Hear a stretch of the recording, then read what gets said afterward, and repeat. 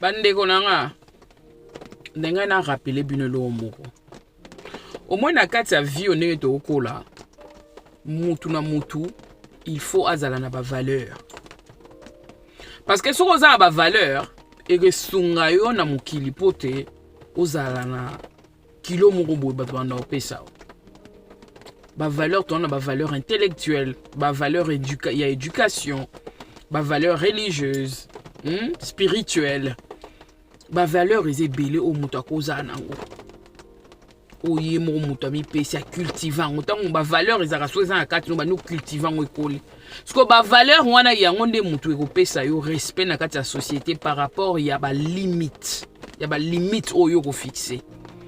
Alors tant on continue na kati ya relation, ba limite ezate. Ozui ba limite nyonso kitisi wo. Pona nini po ozwa mobali po ozwa mwasi. Ba kitisa ba valeur te pose moi si ba kitisa valeur te pose mobile. Mais ba garda ba valeur pour attirer muto azana ba valeur lokola yo. Ozomona tozo se permettre au monde outi na famille bien éducation banini otikala na ko prononcer ma finga te bando kola mutu mota finga yo. Maman na yo na tata no bando respecter yo. Ba peso ba valeur morale, ba valeur spirituelle et tout. Oko kota na relation moko boé. Ba valeur kiti okomo permettre na mutu azanga ba valeur voilà abanda finga oka nani ya mama na yo nani ya papa na yo parce que yo lokolo kiti sa ba valeur nyonso tout ozo permettre biloko wana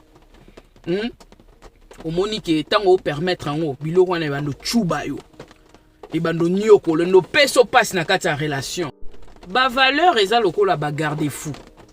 Ba valeur eza lokolo la clôture ya lopango portail bakanga ozo permettre na ba voisin à chaque fois ba nimba ya pana faut ba betaka kokoko ya biso batu tokozo yebisa na batu ndeni bango faut ba traiter biso ezate batu mutu ba yebisa biso ndeni ba traiter biso ngande mutu nazo fixer na camarade na mobali na moninga na collègue ndenini il faut traiter nga o traiter nga mabe na ndimi yango na tiki ba fingi nga lobby represent bon pete zanango ya lobby obandela susu o na ina kwiti o na ina kanda mutu soka za na kwiti mutu soka za na kanda makamba zo loba yoka yango bien po yango ndem te na kata motema na ye parce que kanda kwiti elongoli conscience et comment ça que no mutu akomo loba biloba loba po oyo eza na kata motema na ye bana basi ebele au prix ya libala bakabi ba valeur na bango bana mibali ebele au prix ya regarder moi si to ba camarade to ba nini to musala to mbon ba perdre ba valeur na bango et comment étouffer bango conscience na bango ezali suna kimia te ba perdre bomoto baza suna sengote ndeko nanga bisika ba valeur na yo eza respecté te place no eza wana te donc yo sambela na yo okokuta na mutu mo boye donc apekisa kokutu même ata prière so ebso ko ta jeune na bandi ba problème OK no sambela bandi ba problème mais ba valeur spirituelle no eza respecté te pourquoi fandi wana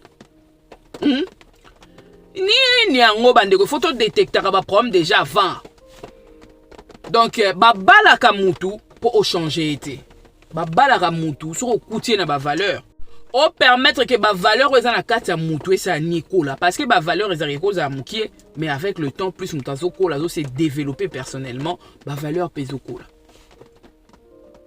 ba valeur intellectuelle ezokola tokoza ra stagner donc tokoza ra place moko te faut kolaka parce que côté moko bo bazo ko empêcher ba valeur ne ko exister oza mayele mais ba opekiso mayele wane ko kusalati ba valeur ne za reconnu te. Mais si on vend dans la relation, est-ce que la valeur nous a reconnu? Les cabotos grâce au Nzamba Tiakati no ko yemba côté ya ko sa eza reconnu don ya commerce voilà don ya ko sangisa leadership eza reconnu ya o révoluer neni or ba valeur yango nde eza limite na biso o ezo permettre biso to koka vous allez respecter na kati ya société ya na tunio ya mwasi ya mobile ba valeur nous ana lelo bakoma kofinga yo tali mutu oyo ayebi valeur na ye ndeko nanga azaka respecter na kati ya société. Oh po mutu. Donc okende ba sommet.